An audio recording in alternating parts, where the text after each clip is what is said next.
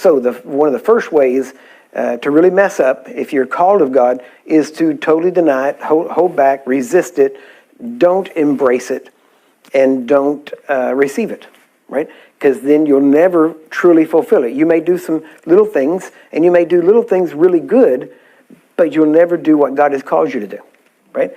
And the problem is most people like comfort. They don't like, I don't want to say stress, but they don't like pressure. There you go, pressure. And a lot of times when you are gifted and have a certain gifting in certain areas, then let's say you have certain giftings that go along with a certain call. But if you don't receive the call and you never step out into the call, those giftings are still there. And those giftings, even though they're still there, they will function regardless. So you may be functioning, let's use the terminology that's it's easy to understand anyway. You could be a big fish in a little pond. Does that make sense? In other words, you're in a small thing.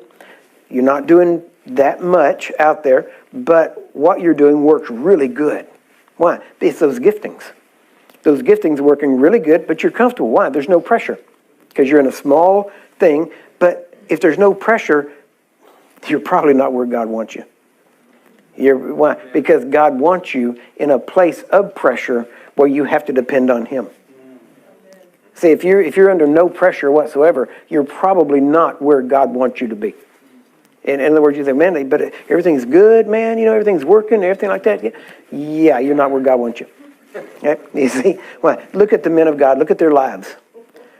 Nobody was ever in that place. Right? Matter of fact, the only time they ever got in that place was when they were backslid. Right.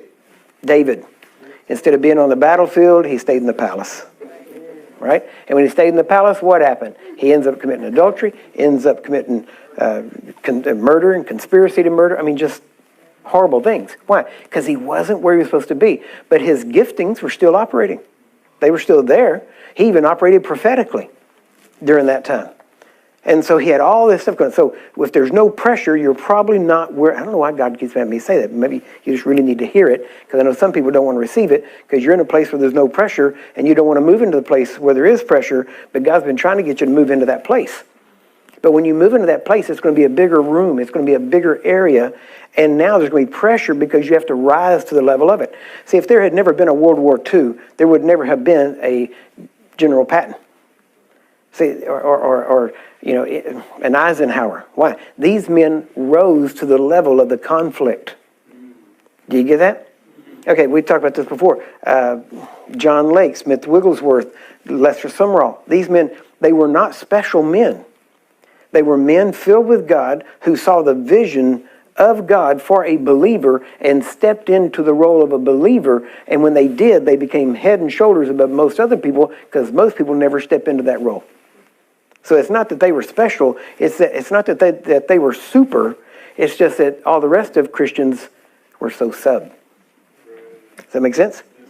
So what God wants to do, now the number one way is for you to not receive, the number one way people mess up is to not receive that calling, not step into it, because everything's good. You stay here. Sometimes you don't step into it because career, well, that would mean I'd have to quit this job. And, I've got a degree here, and and over here I don't have a degree, but yet I'm supposed to go do this, and I'm supposed to move into this, and, you can't see how that would logically work out, which God never said to use logic, okay? He said to follow His wisdom and to follow His Spirit. And so many times we'll use that. Sometimes it's family. Sometimes it's family. I don't want to do that. Well, we're called to live, in the jungle of the Amazon. I'm not going to go there. I like my home. I like my place here. I refuse. I'm not going to go. And then the person says, okay, well, I can't go if you don't go with me, or I can't do this. And guess what? They will never fulfill their call because they didn't follow God, and they allowed family to dictate whether they follow God or not.